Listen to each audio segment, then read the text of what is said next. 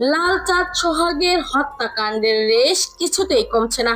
মিটফোট হত্যাকাণ্ড ঘিরে আবারও তীব্র আলোচনার ঝড়। আসসালামু আলাইকুম। ভান্ডারি ব্যবসায়ী সোহাগকে প্রকাশ্যে নৃশংসভাবে হত্যা করার পর গোটা জাতি যেন এক অস্থির বাস্তবতার মধ্যে দিয়ে অতিবাহিত হচ্ছে। প্রশাসনের ভূমিকা নিয়ে প্রশ্ন উঠেছে, কেন এখনো পরিষ্কার বক্তব্য আসেনি। যদিও একের পর এক আসামিরা ধরা পড়ছে, তবুও রাজপথে উত্তেজনা কিছুতেই কমছে না। ছাত্র সংগঠন, বৈষম্য বিরোধী ছাত্র আন্দোলন, এমনকি জামাতে ইসলামের মতো দল পর্যন্ত রাস্তায় নেমে এসেছে।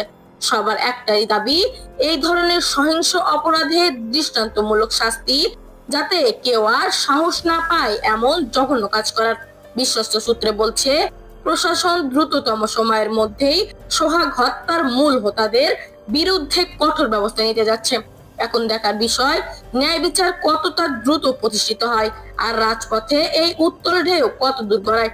এই বিষয়ে পরবর্তী আপডেট জানতে আমাদের চ্যানেলটি সাবস্ক্রাইব করে পাশেই থাকবেন। ধন্যবাদ সবাইকে।